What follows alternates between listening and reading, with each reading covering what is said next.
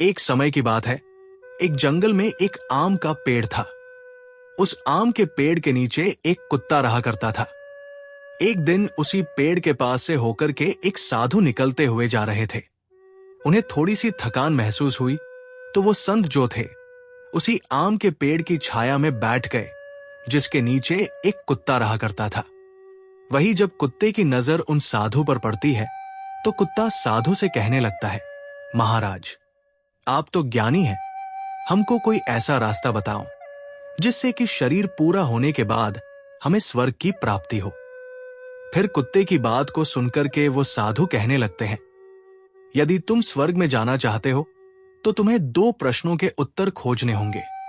जिस दिन तुम्हें इन दोनों प्रश्नों के उत्तर मिल जाएंगे उस दिन तुम्हारी समस्या का समाधान हो जाएगा।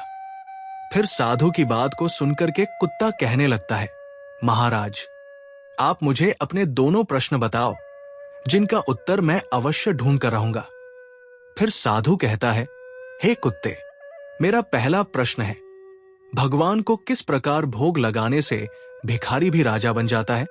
मेरा दूसरा प्रश्न है, स्त्री को दूसरे का पति और पुरुष को दूसरे की पत्नी क्यों अच्छे लगते हैं? प्रिय दर्शकों, इस प्रकार दोनों प्रश्न बता करके वो साधु वहां से चला जाता है। वही साधु के चले जाने के बाद में कुत्ता उन दोनों प्रश्नों का उत्तर ढूंढने के लिए चारों तरफ भटकता है, पर उन्हें संतुष्ट भरा उत्तर नहीं मिल पाता है। और इस प्रकार जब कुत्ता परेशान हो जाता है तो उसकी मुलाकात एक बूढ़े गिद्ध से हो जाती है। वही वो बूढ़ा गिद्ध जो था कुत्ते से कहता है कि तुम शंकर भगवान के पास जाओ, तुम शिवजी के पास जाओ, वही तुम्हारी समस्या का समाधान कर सकते हैं। प्रिय दर्शकों, इस प्रकार कुत्ता बूढ़े गिद्ध की बात सुनकर के भगवान शिव के पास जाता है तो क्या देखता है, एक जंगल में भगवान शिव और पार्वती विचरण कर रहे थे। फिर तो कुत्ता भगवान शिव के पास जाकर के उन्हें अपनी समस्या बताता है तो कुत्ते की बात को सुनकर के भगवान शिव और पार्वती वही जंगल में एक शिला पर बैठ जाते हैं और कुत्ते से कहते हैं कि मैं तुम्हें एक छोटी सी कहानी सुनाता हूं। इस कहानी को बड़े ही ध्यान से सुनना। यदि तुमने इस कहानी को पूरे मन से सुना तो निश्चित ही तुम्हें तुम्हारे दोनों प्रश्नों के उत्तर मिल जाएंगे।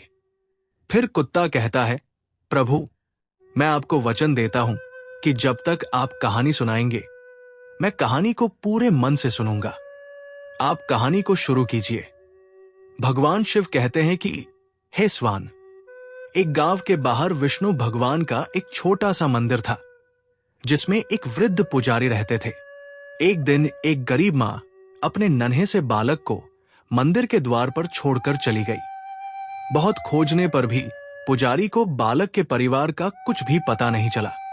जब गांव का भी कोई व्यक्ति उस बालक का लालन पालन करने को तैयार नहीं हुआ तो पुजारी ने विष्णु भगवान की इच्छा समझ करके उस बच्चे को अपने पास रख लिया और उस बच्चे का नाम चंदन रख दिया।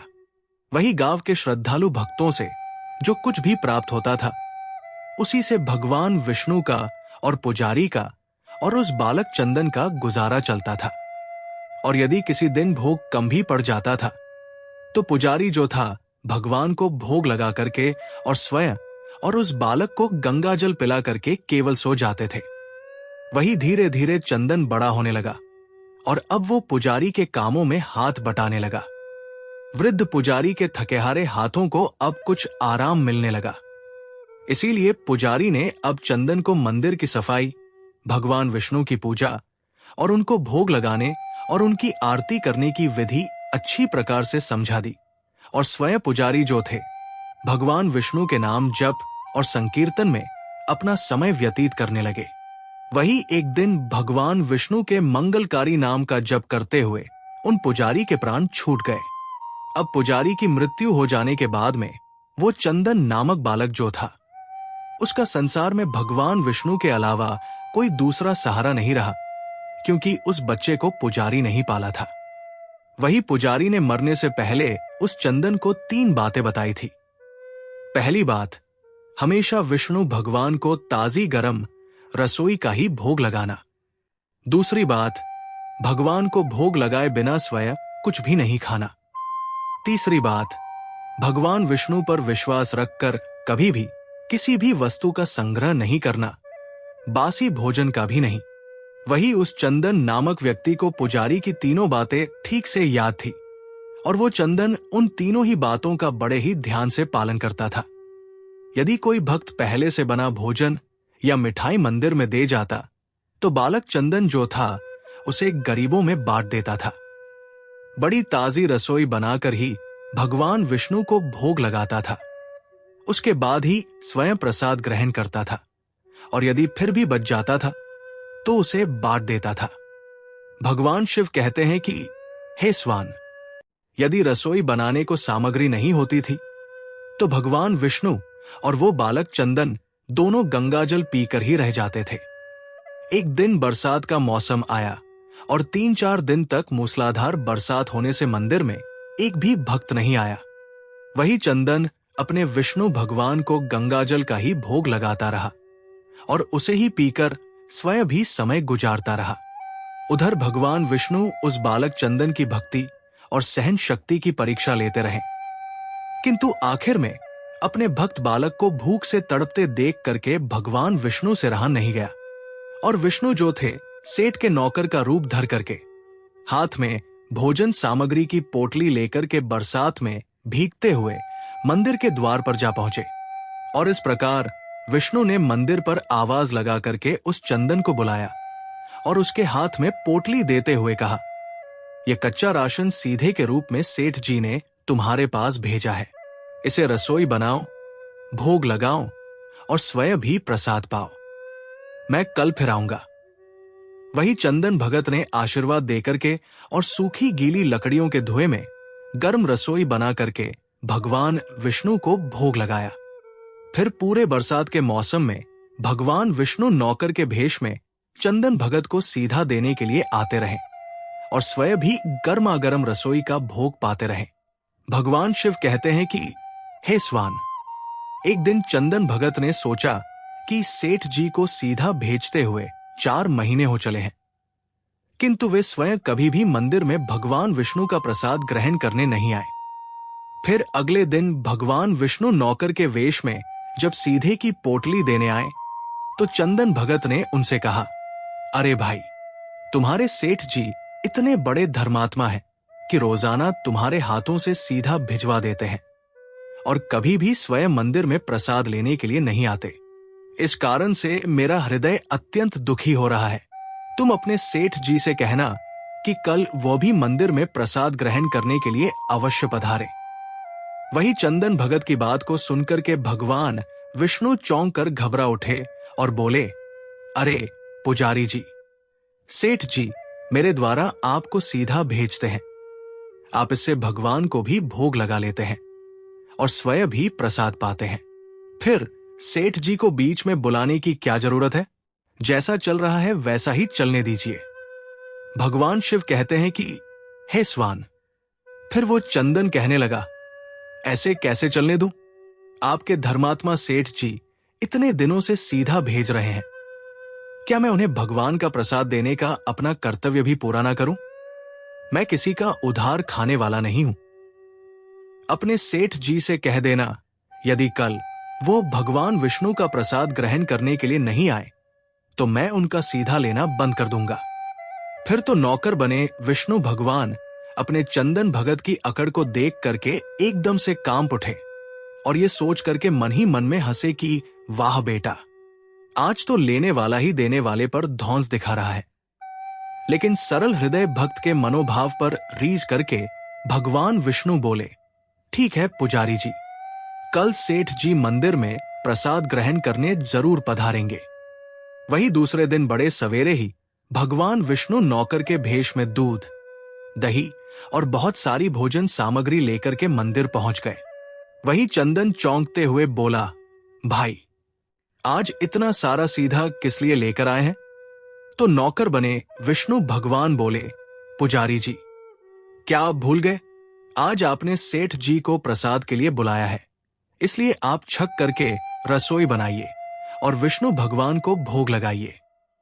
वही नौकर बने विष्णु भगवान कहने लगे, हे चंदन भगत, ये तो बता दीजिए कि सेठ जी को किस समय आना है? तो चंदन ने प्रसन्न होकर के नौकर बने विष्णु भगवान को सेठ के आने का समय बता दिया। अब उधर तो चंदन भगत रसोई तैयार करता है और इधर भगवान विष्णु जो थे अपने चंदन भगत की इच्छा पूरी करने के लिए सेठ का रूप धारण करने लगते हैं। इधर अपने स्वामी को एक प्यारे भक्त के यहां पर जाने का समाचार सुनकर के माता लक्ष्मी भी भला कैसे पीछे रहती। वो भी विष्णु भगवान की आज्ञा को पा करके सेठानी का रूप धारण करने में जुट गई। विष्णु भगवान ने एक मखमल का सुंदर कुर्ता धारण किया और ऊपर से एक सुंदर रंग बिरंगी पगड़ी बांध ली और अपने पैरों में रेशमी जूतियां धारण कर ली। और इधर लक्ष्मी ने अपने पतिदेव के नगर में बनी हुई सुंदर बनारसी साड़ी निकालकर पहनी, जिसका रंग सेठ बने विष्णु के कुर्ते से मेल खा रहा था। लक्ष्मी ने सोने चांदी हीरे के जगमगाते हुए आभूषण धारण कर लिए, पैरों में सुंदर चरण पादुकाएं धारण की। दोनों तैयार होकर एक दूसरे को निहारते ही रह गए, क्योंकि दोनों एक दूसरे को देख देख करके निहाल हुए जा रहे थे। इससे पहले उन्होंने कभी एक दूसरे का ऐसा सुंदर रूप नहीं देखा था। भगवान शिव कहते हैं कि हे स्वान, जब भगवान विष्णु और लक्ष्मी सेठ सेठानी का रूप धारण करके अपने भक्त के यहां दावत उड़ाने चले, तो ऋषि मुनि, देवता, देवांगना आदि भी उन्हें देख करके ठगे से रह गए। वही सेठ बने भगवान विष्णु अपने हाथ में ली हुई छड़ी को अदा से घुमाते हुए पृथ्वी पर टेकते हुए चल रहे थे और उनके पीछे पीछे बगल में पर्स दबाए अपनी चरण पादुका से टकटक और पायलों की छन छन की मधुर ध्वनि करती हुई लक्ष्मी मां सेठानी बनी हुई चली जा रही थी। इधर चंदन भगत आज सुबह से ही सेठ जी के स्वागत में भांति भांति के पकवान बनाने में जुटा था। अपने भगवान विष्णु का भोग तो वह चलते फिरते बना लेता था, किंतु आज उसे कई महीनों से भगवान को भोग लगाने के लिए सीधा भेजने वाले सेठ जी को भगवत प्रसाद देना था। इसलिए उस चंदन भगत ने रसोई बनाने में अपनी सारी पाक कला झोंक डाली थी, जिससे जो भी व्यंजन बने वो सुंदर और स्वादिष्ट हो। वहीं सेठ जी के द्वारा भेजे हुए चावल धोकर के चंदन भगत ने खीर बनाई, उसे धीमी आंच पर पका करके गाढ़ा किया और उसमें सेठ जी के द्वारा भेजे हुए पिस्ते, बादाम, केसर, चिलगोजे और किशमिश डाले। वहीं मिर्च और अदरक को कूट करके उसे बाजरा, बेसन और गेहूं के आटे में भर भर करके मोटे मोटे मिर्चे टिक्कर बनाए। रसोई बना करके चंदन भगत पुनः स्नान करने चला गया, ताकि स्वच्छ वस्त्र पहन करके भगवान विष्णु को भोग लगा सके और उसके बाद में सेठ जी को उनका प्रसाद पवा सके। भगवान शिव कहते हैं कि हे स्वान, जब चंदन स्नान करके लौटा तो क्या देखा, सेठ जी प्रसाद ग्रहण करने के लिए स्वयं तो आए ही हैं, संग में अपनी सेठानी को भी लाए हैं। वहीं चंदन ने झट से दोनों से राम राम की